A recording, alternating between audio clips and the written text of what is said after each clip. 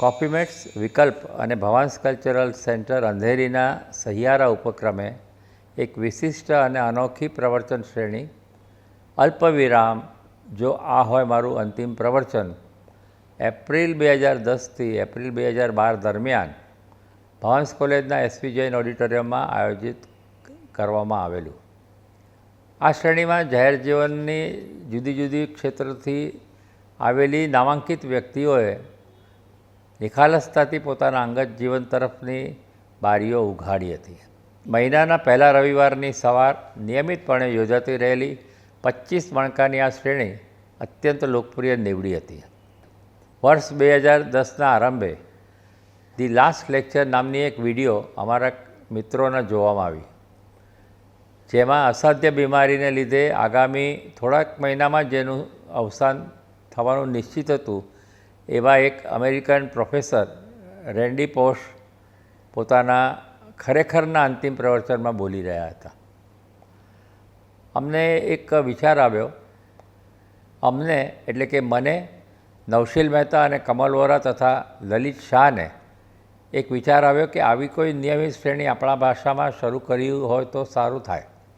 અલબત્ત એ પણ તરત સમજાઈ ગયું હતું કે અહીં આપણો પરિવેશ લાવવો પડે। આથી કેટલાક ફેરફારો પછી એવું નક્કી કરવામાં આવ્યું કે આ એક કલ્પિત અંતિમ પ્રવચન હોય એ રીતે રાખીએ તો, પણ પછી અલ્પવિરામ એ નામ મારા મનમાં આવ્યું અને તરત અજવાળું ફેલાયું કે આને આપણે અંતિમ વિરામ અલ્પવિરામ તરીકે રાખવું। દરેક વિચારશીલ મનુષ્ય એના વીતી ગયેલા જીવન તરફ વારંવાર એક દૃષ્ટિપાત તો કરી લેતો હોય છે। એ કેવું જીવવા ઈચ્છતા હતા અને કેવું જીવ્યા, અને એની જિંદગીમાં છેક બાળપણથી અત્યાર સુધી શું સપના સેવ્યા હતા અને તે બધાનું ખરેખર શું થયું, એ કઈ રીતે જીવ્યો, એના જીવનના સિદ્ધિ સફળતાઓ, નિષ્ફળતાઓ, નિરાશાઓનો અહેવાલ પોતે જ પોતાને આપી અને જીવનનો એક તાળો મેળવી લેતા હોય છે। એના આધારે જ ભવિષ્યનો રસ્તો પણ નક્કી કરતા હોય છે। દરેકની આ પ્રક્રિયા પછી અમે એને વિચારોનું વસિયતનામું એ નામે વક્તાઓને માહિતી આપતા હતા। બહુ શ્રુત જ નહીં પણ બહુ સ્વીકૃત વ્યક્તિઓને નિમંત્રણ આપવા પડશે। આ બધા મહાનુભાવો પોતપોતાના ક્ષેત્રમાં નામાંકિત હોય અને એમણે આવી કોઈ એમના જીવનની અંગત ભૂમિકા વિશે વાત કરી હોય તે બન્યું નહોતું આજ સુધી। આમ સાહિત્યકાર, કલાકાર, ધર્મગુરુઓ, ડૉક્ટર, વકીલ અને ગૃહિણીઓ સહિતના બહોળા સમુદાયમાંથી પસંદગીનો અમને અવસર ઉપલબ્ધ થયો। પસંદગીના આ ધોરણોને કારણે અમે ઉત્તમ વક્તાઓ મેળવી શક્યા અને પ્રવચનનું સ્થળ ભલે મુંબઈ હતું પણ વક્તાઓ અમે દેશ અને દેશાવરથી પસંદ કર્યા। એકમેકથી અલગ વિવિધ ક્ષેત્રના સફળ 25 વક્તાઓના નામ ઉભરી આવ્યા।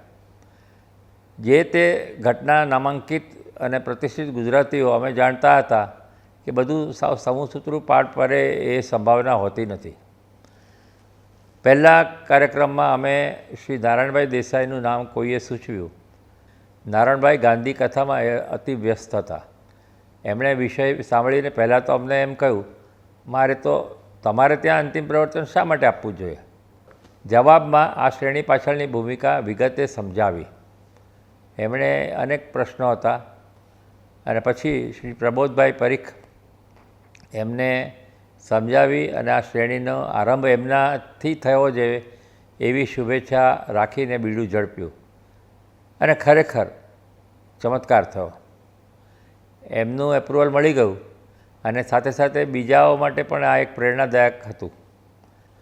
મારા મનમાં એક બીજી ધૂન હતી કે વક્તાના પરિચયમાં એમના જીવનની અંતરંગ વાતો આવે, એમના વિશે આપણે જાણતા હોઈએ એ નહીં, બલકે એમના અંગત જીવનનો પરિચય ઉભરી આવે।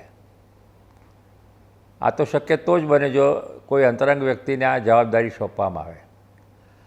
અમે એમ પણ વિચાર્યું અને નક્કી પણ કર્યું કે વક્તા ભલે ગમે એટલા પ્રખ્યાત હોય, એમનો પરિચય એમના અંતરંગ સ્વજન કે મિત્ર દ્વારા જ આપવામાં આવે।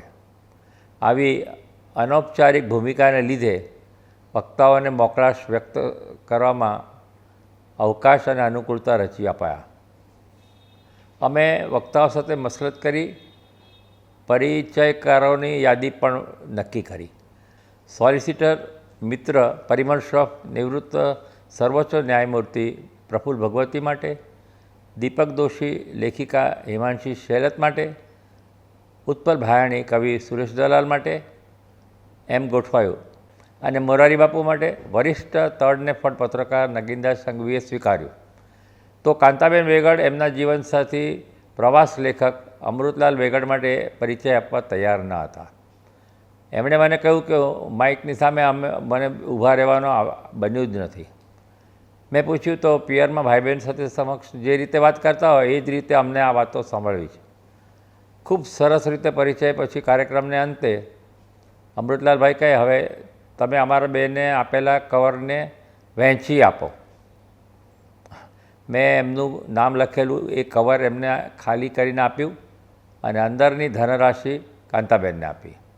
આમ 25 વક્તાઓ અને તેમના પરિચય આપનારાની એક અનન્ય અને અદ્ભુત યાદી તૈયાર થઈ શકાય.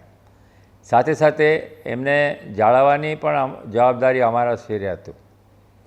કાર્યક્રમના અંતે વક્તાઓ સાથેની પ્રશ્નોત્તરી પણ રાખેલી, જેને લીધે વક્તા શ્રોતાઓ વચ્ચે એક સંપર્ક સંધાય, અનુસંધાન સંધાય. આ સર્વ મહાનુભાવોને પોતપોતાના આગ્રહ હતા, અનુભવો હતા, ક્યાંક પૂર્વગ્રહ હતા. અનોખો વિષય હોવાને લીધે તો પણ એમણે તૈયારી કરવા માટે 6 મહિનાનો સમય પણ અપાયો, જેથી જે તે વક્તા વિષયને અનુરૂપ અને ખરેખર ઉત્તમ આપી શકે. અમારી પસંદ ભવાંસ કલ્ચરલ સેન્ટરના એસવી જૈન ઓડિટોરિયમમાં હતું. અમારા મિત્ર જાલિમ ઉર્ફે કૃપાળુ લલિતભાઈ સાથે મુલાકાત કરી અને દર મહિનાના પ્રથમ રવિવારના સવારના કાર્યક્રમો માટે 2 વર્ષ સુધી સભાગૃહની ફાળવણી માટે એમણે તત્પરતા દેખાડી. મારી ઈચ્છા હતી કે દસકાઓથી ઠેક ઠેકાણે કથા પ્રવચન કરતા આદરણીય મોરારી બાપુને આ શ્રેણીમાં વક્તા તરીકે નિમંત્રણ આપવું. જાહેરમાં આટલા વર્ષોથી પ્રજા સમક્ષ પોતાના અસ્ખલિત વાકપ્રવાહ વહેતો કરનાર મોરારી બાપુને અંગુત ખૂણો કેવો હશે અને એમના જીવનમેળમાં શું હશે તે જાણવા કોને આતુરતા ન હોય. એ માટે એમને મળવા 3 વાર મહુવા જવાનું બન્યું. બાપુને આ વિષય અનોખો લાગ્યો. એમને ખાસો રસ પણ દેખાડ્યો, પરંતુ એમની દૃષ્ટિએ એમના કાર્યક્રમોની વ્યસ્તતાને કારણે 2 વર્ષ સુધી એમની પાસે સમય નહોતો. આ સમસ્યામાં એક સુંદર ઉકેલ સમાયો હતો.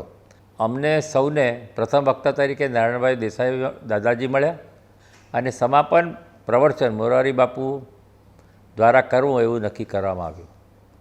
એક પ્રખર ગાંધીવાદી, છેક ગાંધીયુગથી સંકળાયેલા અને ગાંધી પરિવારને આમરણ વળગી રહેલા સનિષ્ઠ વિચારક મુરબ્બી શ્રી નારાયણભાઈ દેસાઈ, હવે દિવંગત, ના પ્રવચનથી આ સિરીઝ શરૂ થઈ. પછીના વક્તાઓની યાદી પર એક નજર કરતાં ધ્યાનમાં આવશે કે કેવો અપૂર્વ અને અદ્ભુત જ્ઞાનયજ્ઞ આ દરમિયાન સાકાર થયો. મનુષ્ય હોવાની ગૌરવ પ્રતિકા જાણે 2 વર્ષ સુધી ફરકતી રહી. કેટલાક રસપ્રદ સંસ્મરણો તો તાજા થાય છે. મોરારી બાપુનું પ્રવચનની આગલી સાંજે અમે મુંબઈમાં એમને મળવા ગયા હતા. અમે 3 મિત્રો ત્યાં ગયા ત્યારે ખ્યાલ આવ્યો કે 150 થી 200 જેટલી વ્યક્તિઓ એમને મળવાના પ્રતીક્ષામાં હતી. બાપુએ અમને વચ્ચે જ બોલાવી લીધા. એમણે પ્રશ્ન કર્યો કે પ્રવચનમાં અમને શું અભિપ્રેત હતું. ફરીથી રૂપરેખા વિશે વાત થઈ, પણ એક ચિંતા અમને એ હતી કે બાપુ આ બધા લોકોને સાંભળ્યા પછી એમને સમય રહેશે કે કેમ. પણ નિખાલસતાથી મારે સ્વીકાર કરવો રહ્યો કે બીજે દિવસે તો નિશ્ચિત રીતે અમારા સુખદ આશ્ચર્ય વચ્ચે બાપુનું પ્રવચન આ શ્રેણીના ઉત્તમમાંનું એક પ્રવચન હતું. એમનું પ્રવચન સાંભળનારાઓ સૌને મારા આ મત સાથે તુરંત સહમતિ સધાશે. ઉપરાંત બાપુએ આગ્રહપૂર્વક કહ્યું કે એમના બેસવા માટે કોઈ વિશિષ્ટ આસનની વ્યવસ્થા ન કરવી. આ એક અમારા માટે સરળતાની એક આ મોટા ભાગે અંગત બાજુ જેવું છે. એકાદ અપવાદ સિવાય 25 મહિના સુધી આ પ્રવચન શ્રેણી નિયમિત દર મહિનાના પહેલા રવિવારે યોજાતી રહી અને એને કારણે શ્રોતાઓ સાથે એક ઘનિષ્ઠ સંબંધ બાંધી શકાયો. તેમની રુચિ ઘડાય તેમને નિયમિતપણે હાજર રહેવાની ટેવ પડી, ઉત્કંઠા રહી. આયામ બહુજન સમાજ માટે પૂછે અને પહોંચે એ માટે અમારા કેટલાક પ્રવચનો પ્રતિષ્ઠિત સામયિક નવનીત સમર્પણ સંપાદક દીપક દોશીમાં પ્રગટ થયા હતા. હવે આ બધા જ પ્રવચનો ભવન્સ કલ્ચરલ સેન્ટરના યુટ્યુબ ચેનલ ઉપર મુકાયા છે અને લગભગ 3 લાખ જેટલા શ્રોતાઓએ આ માણ્યું છે. આવા દરેક પ્રવચનની સાથે અમને શ્રોતાઓ સાથે જે સંબંધ બંધાયો એમના સહકારને અને સક્રિય સહકારને હું સલામ કરું છું. સફળ પુરવાર થયેલા આ સમગ્ર આયોજન બહુજન સુધી પહોંચે અને સમાજને અને ભાવિ પેઢી માટે પથદર્શક બની રહે એ માટે કાયમના આભરણ તરીકે સચવાય એ હેતુથી પ્રવચન વિડીયો સીડીના સેટ રૂપે પણ ઉપલબ્ધ કરાયો. અરુણોદય પ્રકાશનના ચંદ્રમલી શાહે શબ્દશઃ રજૂ કરવા માટે એક પુસ્તકનું આયોજન કર્યું. એનું નામ પણ અલ્પવિરામ રાખવામાં આવ્યું. ભાવકને આમાંથી પોતાની અંગત યાત્રા સાથે જરા સરખો પણ તાળો મળી રહે તો અત્યારના કપરા સમયમાં કરવામાં આવેલા તમામ પ્રયત્નો લેખે લાગે અને સૌના માટે ભીતર એક તૃપ્તિનો અનુભવ કરનાર બની રહે એ અમે જાણીએ છીએ. આજે ગાંધી જયંતિના પૂર્વ સંધ્યાએ જ્યારે નારાયણભાઈ દેસાઈનો કાર્યક્રમ અમે રજૂ કરીશું ત્યારે અમને પણ ભીતરથી આવી જ અનુભૂતિ થશે જેવી તમને સૌને થઈ રહી છે. એક અગત્યની વાત એ પણ છે કે નારાયણભાઈ દેસાઈના પ્રવચનના ઓડિયો સીડીમાં ટેકનિકલ ખામી હોવાથી અમારે આ કાર્યક્રમમાં થોડોસો ફેરફાર કરવો જરૂરી બને છે. મિત્ર કલાકાર દર્શન જરીવાલા એ નારાયણભાઈના પ્રવચનનો એક સાર કહેશે અને એ સાર અને એ વાતો સૌના માટે પોતાની યાદગીરીની લાઈનમાં સૌથી આગળ રહેશે એવો અમને વિશ્વાસ છે. ફરી સહૃદય ભાવકોને માટે સલામ અને આપ સૌ જોડાયા એના માટે ખૂબ ખૂબ આવકાર, અભિનંદન. ધન્યવાદ.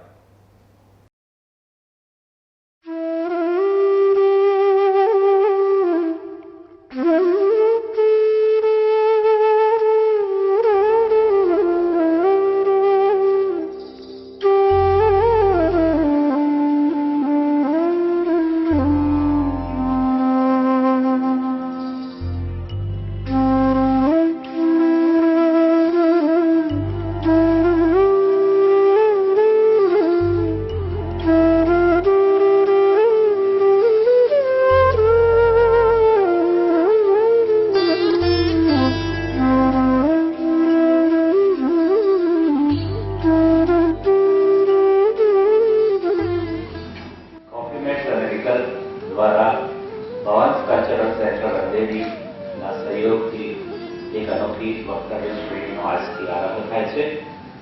એ શ્રેણીમાં આપ સૌને આવકારતા મને ખૂબ આનંદ થાય છે.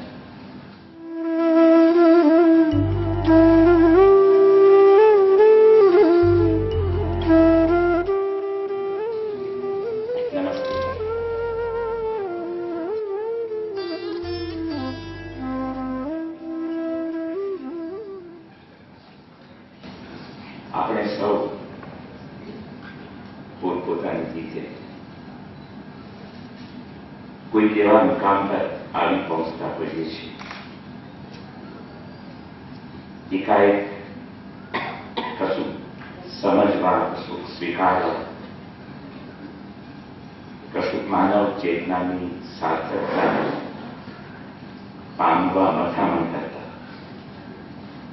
અને નજર માંગીએ છીએ. ક્યાંક કદાચ કોઈ સ્વજનનો અવાજ સંભળાય, ક્યાંક કોઈ વિવેક સદર વાણી આપણી મૂંઝવણ સાથે સંવાદ કરે, ક્યાંક કોઈ આપતજન બની આવે. ગુજરાતી ભાષામાં, ગુજરાતમાં આપણી સૌની વચ્ચે વસેલા એવા ખાનગી અંદર ગુજરાતમાં એવી વ્યક્તિઓ ભાગ્યે જ ચડી આવતી હોય છે. નારાયણભાઈ દેસાઈ. નારાયણભાઈને ગૂગલ કર્યા પણ તો અગ્નિકુંડમાં ઉગેલું ગુલાબના પાને પાના ઉગડી આવે.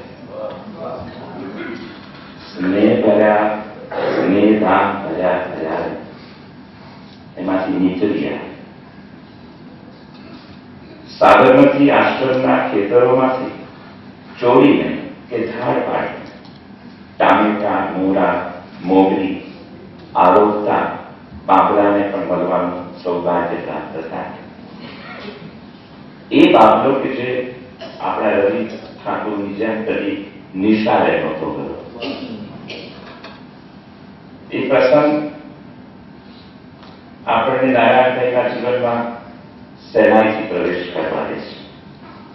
નારાયણભાઈ લખે છે કે મેં બાપુજીને પણ પહેલા કાકાને કહ્યું કે કાકા, હું નિશાળમાં ભણવા જવાનું નથી, ઉંમર વર્ષ 12. પોતાની વાતને પુષ્ટ કરવા અને બાળ બ્રહ્માસ્ત્ર વાપર્યું, રુદન. પછી ધીરે ધીરે વિદ્યાલયના ગુણો એટલે કે દુર્ગુણો વખાણ્યા. મહાદેવભાઈએ નારાયણને નહીં ઠપકો આપ્યો, નહીં ધમકાવ્યો, ન આમ બધા વિચારે નિર્ણય કરવા ઉપદેશ આપ્યો. એમને માત્ર એટલું જ કહ્યું, નિર્ણય તો તું કરશે એ જ થશે, પણ એકવાર બાપુજીની સલાહ લઈ લે. નારાયણ એને સારું તૈયાર થતો. ઝટપટ ગાલ પરના આંસુ લૂછી એને બાપુને નામે કાગળ ચિત્રી કાઢ્યો, જેમાં સર્વ દુર્ગુણો વિસ્તારથી વર્ણવતા, પણ પત્રનું છેલ્લું વાક્ય નિર્ણાયક હતું. તે મતલબનું હતું કે તમારી સલાહ પૂછવા આ કાગળ લખું છું, બાકી નિર્ણય તો મેં કરી જ લીધો છે કે હું ક્યારેય નિશાળમાં ભણવા જવાનો નથી. મહાદેવભાઈએ બીજા દિવસે સવારે બીજી ટપાલ સાથે નારાયણનો કાગળ પણ લઈ ગયા અને એક દિવસે સાંજે બાપુનો જવાબ આવ્યો, શાબાશ બાવલા.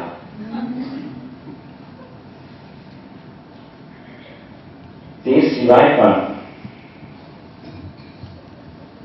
શું પામ્યા છે નારાયણભાઈ બાપુ અને એમની આસપાસ વિસ્તરેલા વડલાની છાયામાં કેટલી સાંસ્કૃતિક પરંપરાઓ અનુભવી હશે, આત્મસાત કરી હશે અને લોહીમાં વણી લીધી હશે.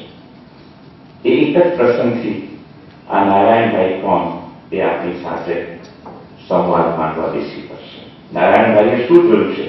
ઉંમર વર્ષ 12 ફરીથી અનેક સેંકડો સંતરાના ફળથી રચેલી વાડી, વૃક્ષો પણ કેટલા સગવડવાળા, હાથ લંબાવો કે ફળ તોડાય, અને ફળને તોડવાની મહેનત કરવાની પણ ક્યાં જરૂર હતી? નીચે પાકીને પડેલા ફળોનો ક્યાં કોઠો હતો? બાબલાભાઈએ નક્કી કર્યું કે આ બધા સંતરા મારા. કાકા મહાદેવભાઈ આવે છે વાડી પર અને કહે છે, કેટલા સરસ સંતરા છે ને, આપણે રોજ જોઈએ કેટલા સંતરા છે, પણ આ વાડી તો જમનારાએ આપી છે દેશને, એટલે હવે આપણી માલિકીને નથી રહી. આ બધા સંતરા હવે સંસ્થાના કહેવાય, એ જોવાના ખરા પણ તોડવાના નહીં.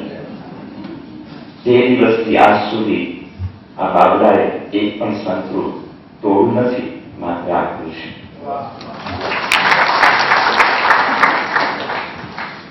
જોકે તે સિવાય પણ ફેસબુકમાં કે યુટ્યુબમાં સામસામે આવી જતા નારાયણભાઈ સિવાય પણ ગામે ગામ ફરી વળતા નારાયણભાઈ ગુજરાતી છે.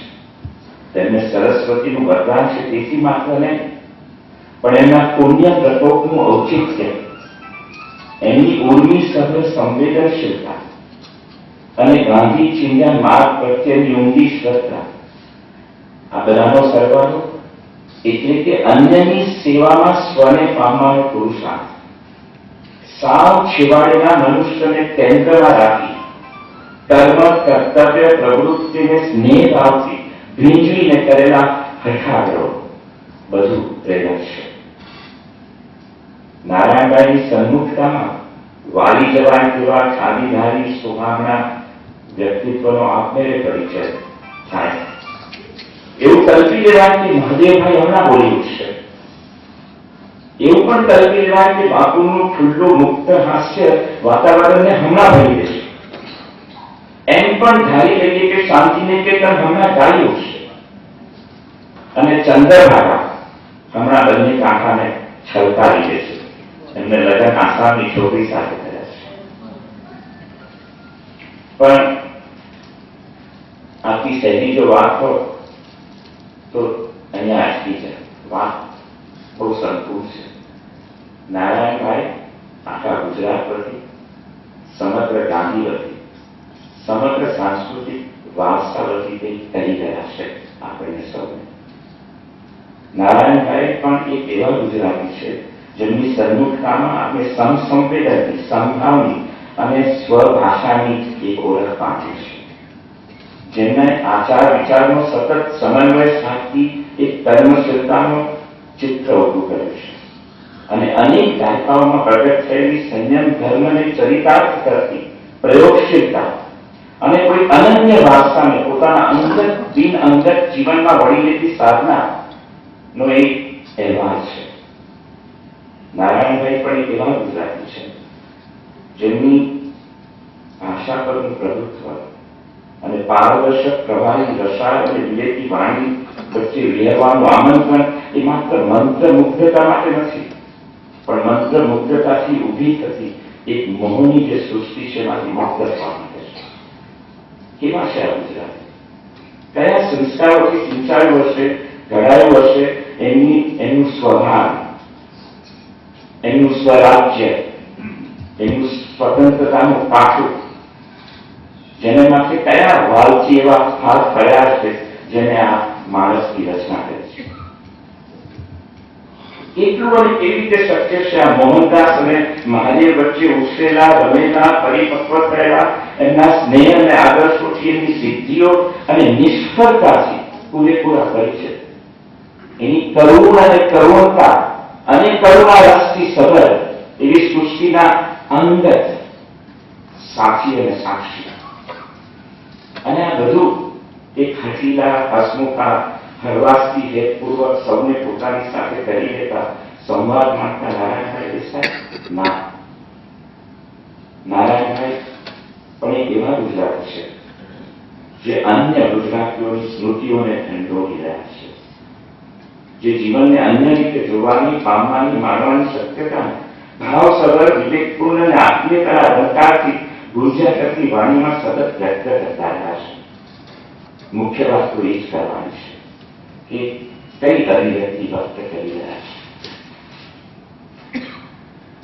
2004માં નારાયણભાઈએ 2012થી વધુ વિસ્તારમાંથી 4 ખંડોમાં વહેંચાયેલ મારું જીવન એક મારી વાણી ગાંધી જીવન ચરિત્રની કથા પૂરી કરી અને પછી એક નવી શરૂઆત કરી.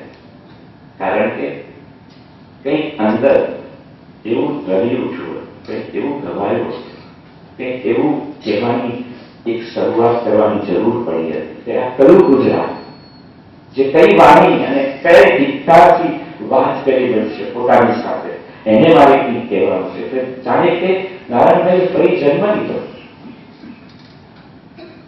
આપણે એમ કહીએ કે ધારો કે આ મારું અંતિમ પ્રવચન હોય એવું નહીં, પણ ધારો કે આ મારું પ્રથમ પ્રવચન. In my end is my beginning. 2004માં મારું જીવન એક મારી વાણીના 4 ખંડમાં પસારી ગાંધી જીવન કથાનું લેખન કરીને નારાયણભાઈ હાશ નથી અનુભવતા. ગામે ગામ, દેશ પરદેશ નવજીવનની શરૂઆત થાય છે. પલાઠી વાળીને બેસે છે નારાયણભાઈ, કથા માંડે છે. કોની કથા માંડે છે? એ મોહનદાસની કે જેને કોઈ પણ એવી પ્રવૃત્તિ, કોઈ પણ એવી કર્મશીલતા માન્ય નહોતી જેનો આધાર અન્યની ઉપેક્ષા કરીને થયો હોય. કયા મોહનદાસ? સતત પોતાની જાતને પ્રશ્ન પૂછતા, સતત વિકાસશીલ, સતત ઇતિહાસની વચ્ચોવચ્ચ અપૂર્ણ મનુષ્યત્વનું વરદાન લઈ પરમાત્માની પ્રાપ્તિને, આત્મ સાક્ષાત્કારની સાધનાને જમતા એક અપૂર્ણ મનુષ્ય જીવી ગયા. હર્ષ અને શોકથી મિશ્રિત, કરુણ રસથી करुणाથી ભરપૂર એક સાહસવીર પ્રયોગશીલ મનુષ્યની કથા, ગાંધી કથા, કૃષ્ણ નહીં, રામ નહીં, એક આસપાસ પડોશમાં રહેતા માનવીની કથા. 81 કથા કરી છે આજ સુધી.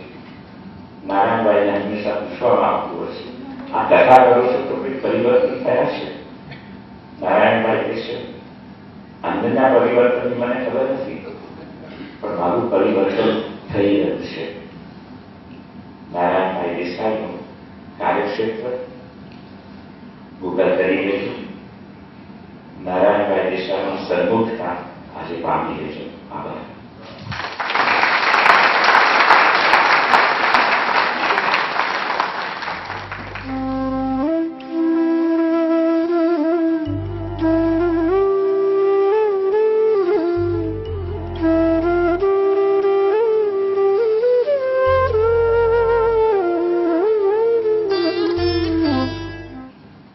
એક કબૂલાત સાથે શરૂ કરવા માગું છું. આજે જે વિષય રાખવામાં આવ્યો છે અથવા તમારી જે અપેક્ષા હશે એ વિશે મને ખાસ રુચિ નથી. મેં એ બાબતે થોડો વિરોધ પણ નોંધાવ્યો હતો. 85 વર્ષની વયે મને આવા વક્તવ્ય માટે નિમંત્રણ આપવામાં આવ્યું, તેથી આયોજકો તો એમ માનતા હશે કે સાવ ઢળતી ઉંમર છે, ચાલો આમને પહેલાં બોલાવી જ લઈએ. પણ સાચું કહું તો જેનો માર્ગદર્શક ગાંધીજી જેવો હોય, 125 વર્ષ જીવવાની હોશ ધરાવતો હોય, એ 85 વર્ષે જુવાનીનો અનુભવ કરે. જન્મ અને મરણ આ બે જ પ્રારબ્ધ પર નિર્ભર છે, બાકી બધું જ પુરુષાર્થ પર નિર્ભર કરે છે. જન્મ આપણે નક્કી નથી કરી શકતા, મરણ નક્કી નથી કરી શકતા, છતાં એમાંથી આપણે મરણ છીનવી લઈને જો આ હોય મારું અંતિમ પ્રવચન એવું રાખી દીધું. પણ મને ગાંધીજીની વાતો વધારે રસપ્રદ લાગે છે, એટલે હું આને છેલ્લું પ્રવચન માનતો નથી. આટલો વિનોદ કરી લીધા પછી મારે થોડી વેદનાની વાત કરવી છે. એ વેદના એટલે આપણે અહીં ભેગા થયા છીએ તે મુંબઈના શાણા લોકો, સુજ્ઞ લોકો, જે બૌદ્ધિકો તરીકે ઓળખાય. આ બૌદ્ધિકોને મહિનામાં એકવાર કોઈકનું વ્યાખ્યાન સાંભળવાનું આયોજન કરવાનું મન થયું, અને તે પણ પાછું રવિવારે જ, કારણ કે બાકીના દિવસોએ તો આપણે વધારે અગત્યના કામ કરવાના હોય છે. દર મહિને એકવાર આ રીતે કોઈને સાંભળવા માટે એકત્ર થવું એ મારે મતે તો આળસુ માણસોની પ્રવૃત્તિ છે. ખેર, આ નિમિત્તે કેટલાક પ્રશ્ન રજૂ કરવા એટલો જ મારો વિષય છે. મારો પહેલો પ્રશ્ન છે કે જ્ઞાન જો કારક ના હોય તો એને વર્જ્ય કહેવાય કે નહીં? જ્ઞાન જો કારક ન હોય તો એને વર્જ્ય કહેવાય કે નહીં?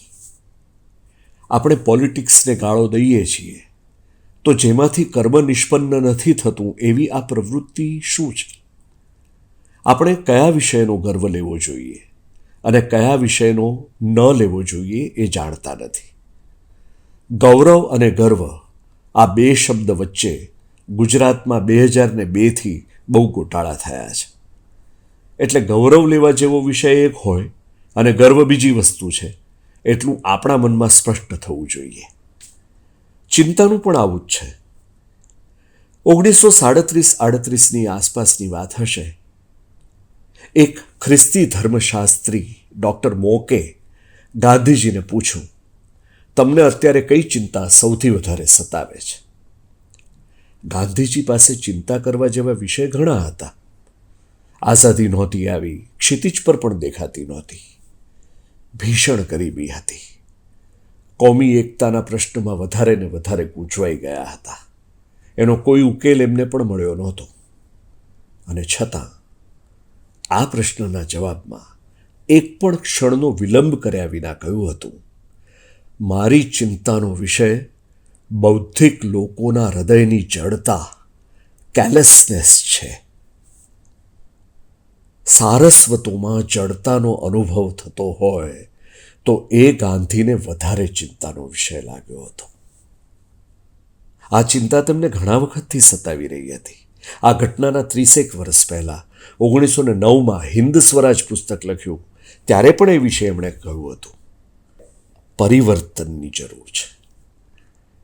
પરિવર્તન એવું જે મૂળને પણ સ્પર્શતું હોય અને સમગ્રને પણ સ્પર્શતું હોય એવા પરિવર્તનની જરૂર છે. પરિવર્તનની જરૂર હોય તો એ કેવી રીતે થાય? ગાંધીજીએ કહ્યું, સૌથી પહેલાં તો પરિવર્તનની જરૂર છે એનું ભાન થવું જોઈએ. ટૂંકમાં સૌથી પ્રથમ જરૂરિયાત બોધની છે, બીજી જરૂરિયાત પ્રબોધની છે અને ત્રીજી જરૂરિયાત કર્તવ્યબોધની છે. દેશની પરિસ્થિતિ વિશે ભાન થવું એ પહેલી જરૂરિયાત, અને આખા દેશને અથવા આખા દેશમાંથી ઘણા મોટા સમુદાયને એનું ભાન થવું એ બીજી જરૂરિયાત, એટલે પ્રબોધન. અને એટલું થયા પછી અટકી ન જવું, કંઈક ને કંઈક કરવું પડે, એ કર્તવ્યબોધ. આ ત્રીજી વસ્તુ ન હોય તો આગળ ન વધાય. એટલે ગાંધીજીને થયું કે બૌદ્ધિકોની કેરલેસનેસને હલાવી શકાય તો આપણે આગળ વધી શકીએ. હું આ વિષયને આ જ રીતે લઉં છું કે મારી, એટલે કે નારાયણ દેસાઈની, આ અવિનાશભાઈ અને બીજા લોકોની જડતા હાલશે કે નહીં. જો એવું થાય તો મને લાગે છે કે આ શ્રેણીની જે શરૂઆત થઈ છે તે લેખે લાગશે. નહીં તો આપણે કાશીના કાશી, જ્યાં અનેક લોકોનો ઉદ્ધાર થાય પણ પોતાના સિવાય. પોતાને જાગૃત થવું પડે. 1932માં ગાંધીજીએ જે વાત કરી હતી એ આજે પણ યથાવત છે. બૌદ્ધિકોની સંખ્યા વધી હશે, પણ સાથે જડતાનું પ્રમાણ કદાચ વધ્યું હોય તો નવાઈ નહીં. અને તેથી આજે પણ આ પ્રશ્ન આપણને એટલો જ લાગુ પડે છે. આ આખી વાતને હું સાદી ભાષામાં કહું છું.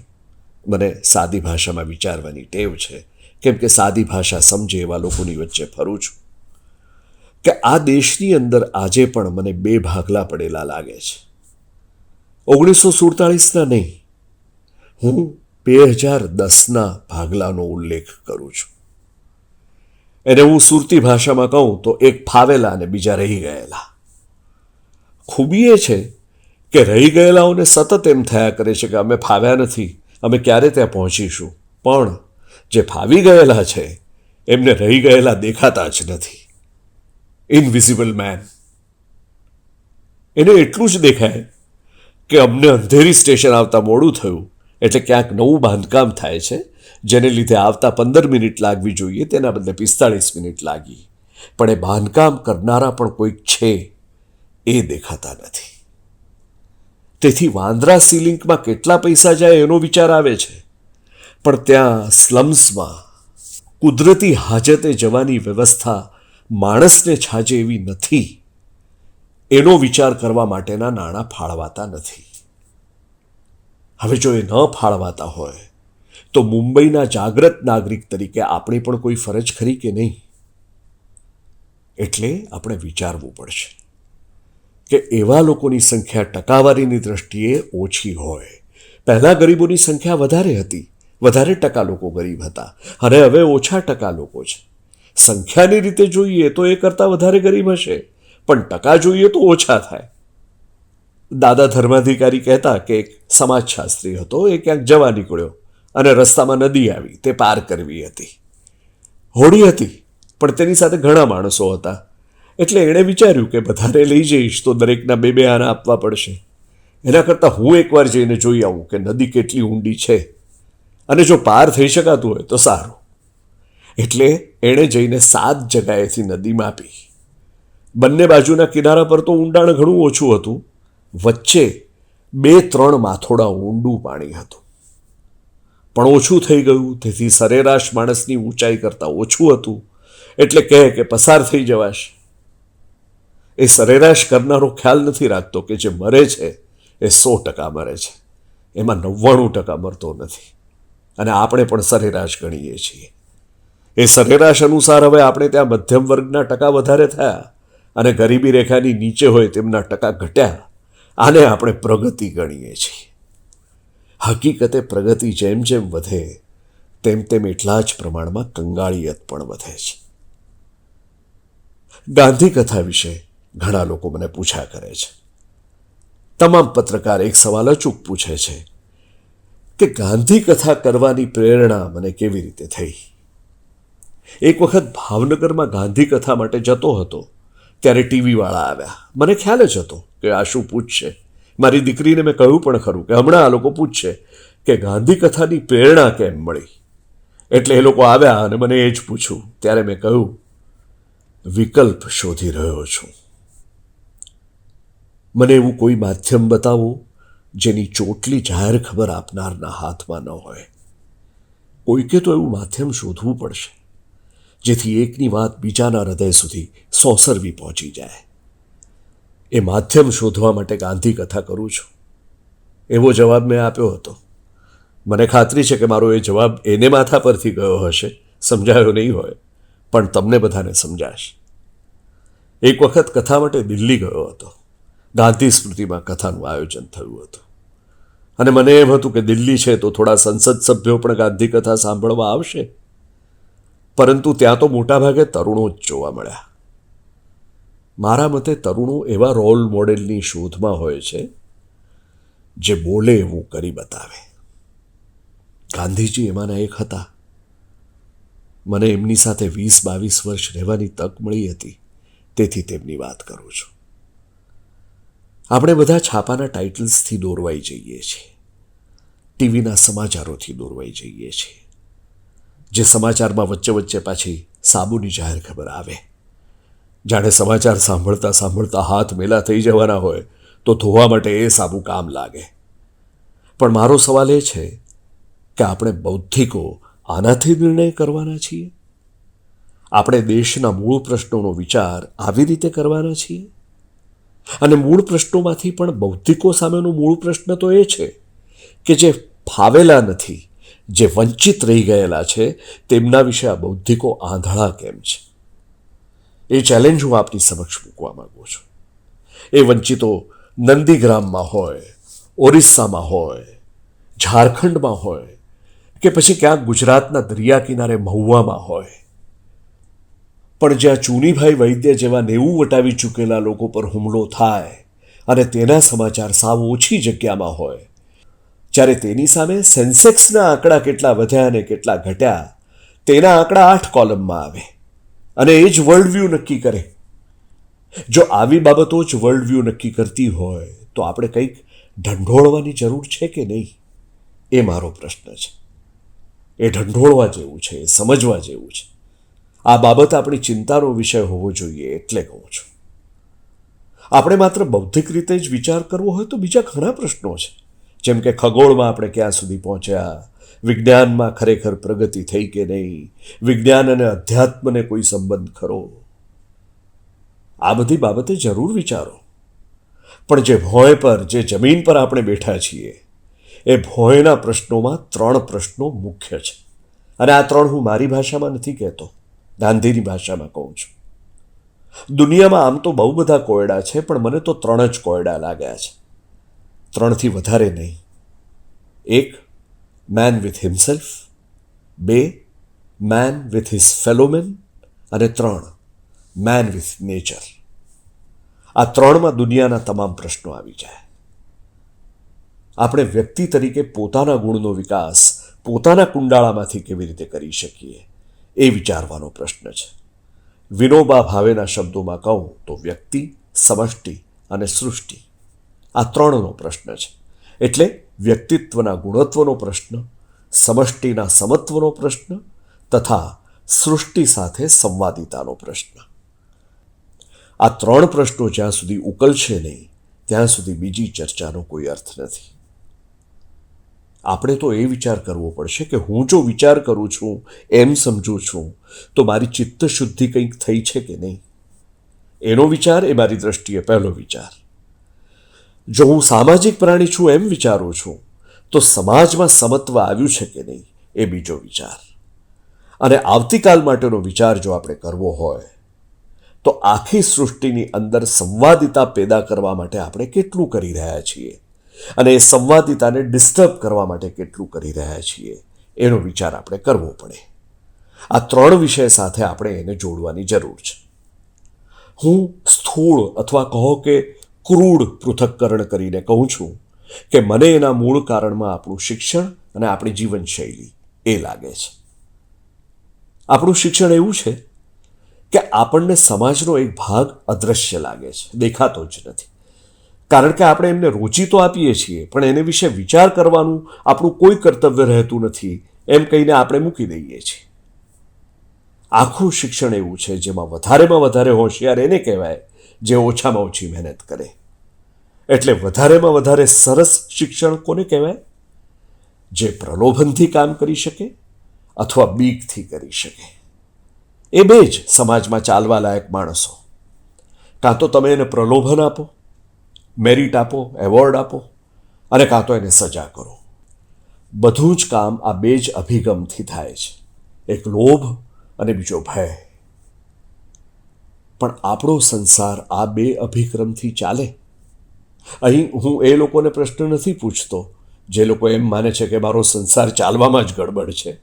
પણ જો આપણો સંસાર ચાલે છે એમ માનતા હોઈએ તો એમને પૂછી શકીએ કે આ બે અભિક્રમથી જ ચાલે છે કે પછી કોઈ ત્રીજો અભિક્રમ છે? અને જે ત્રીજો અભિક્રમ છે એ પ્રેમ છે, એ જ્ઞાનનું કારક તત્વ છે. આ મૂળ જે પ્રશ્ન હતો, જ્ઞાન જો કારક ન હોય તો વાંઝ્યું કહેવાય. એ વંધ્યત્વ જો જવું હોય તો એની સાથે પ્રેમ પીવડાવવો પડશે. અને પ્રેમ પીવડાવવાનો અર્થ એ છે એની ચિંતા એ મારી ચિંતા અને મારું છે એમાં એનો ભાગ. અંગ્રેજીમાં કહીએ તો શેરિંગ અને કેરિંગ. આ બેથી પ્રેમ ઉત્પન્ન થાય. બીજો જે વિષય છે શિક્ષણનો, એનો વિચાર આપણે પ્રમાણમાં ઓછો કરીએ છીએ. પ્રમાણમાં ઓછો કહું છું કારણ કે એ એટલા માટે કે અમુક બાબતમાં તો ખૂબ જ કરીએ છીએ, અને તે છે જીવનશૈલી. વર્ષો પહેલાં રાજનીતિક ભૂગોળમાં ઉત્તર અને દક્ષિણના દેશો દિશાઓ પરથી ઓળખાતા. એક જમાનો હતો જેમાં પૂર્વ અને પશ્ચિમના દેશો કહેવાતા. આ પૂર્વ અને પશ્ચિમને આઈડિયોલોજી સાથે જોડતા હતા. એવું જ રાજનૈતિક ભૂગોળમાં ઉત્તર અને દક્ષિણના દેશો એટલે અમીર અને ગરીબ દેશો. એવું જ રાજનૈતિક ભૂગોળમાં ઉત્તર અને દક્ષિણના દેશો એટલે અમીર દેશો અને ગરીબ દેશો એમ ગણાય છે.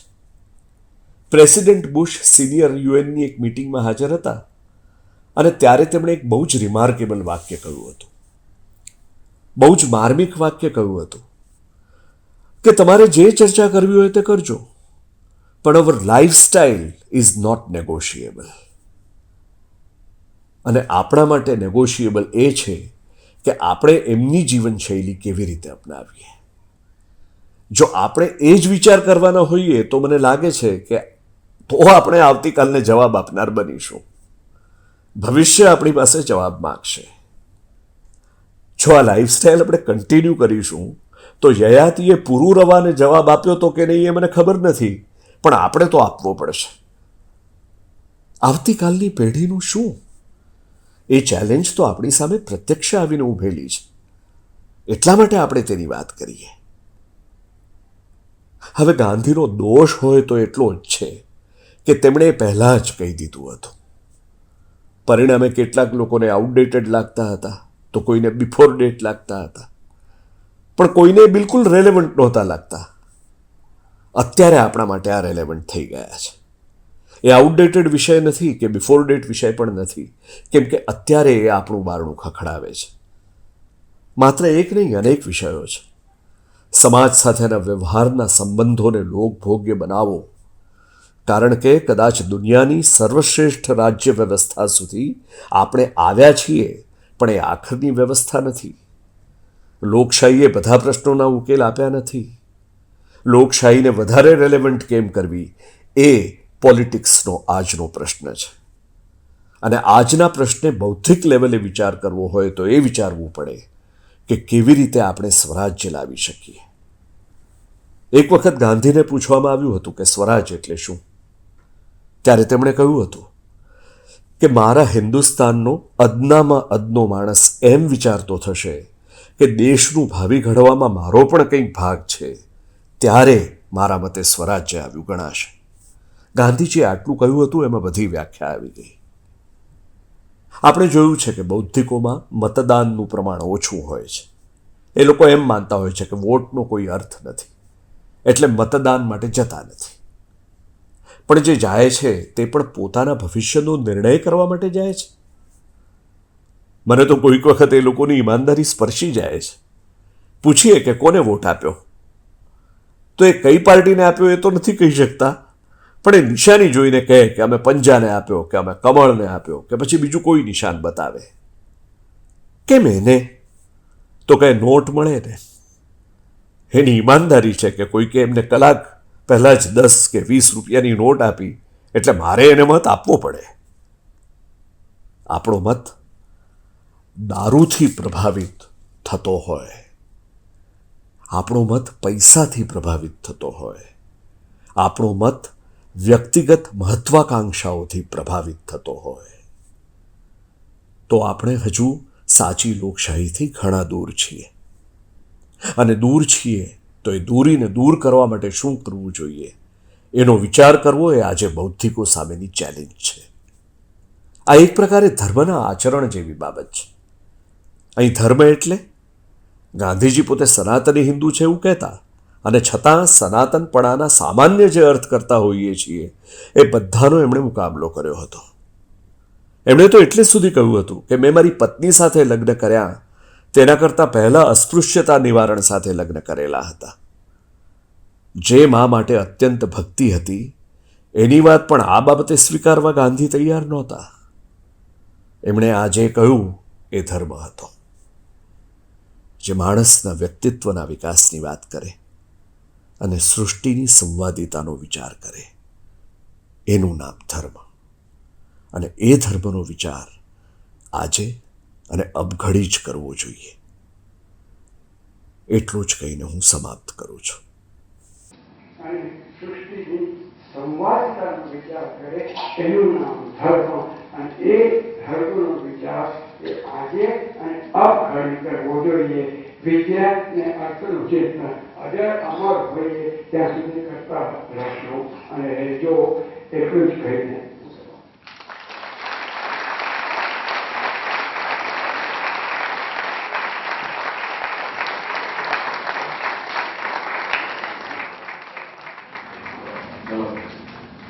આયોજકો ગદ્ગદ હોય ત્યારે ઔપચારિકતાનું જોખમ બોલીને પણ કૃતજ્ઞતા વ્યક્ત કરવી રહી.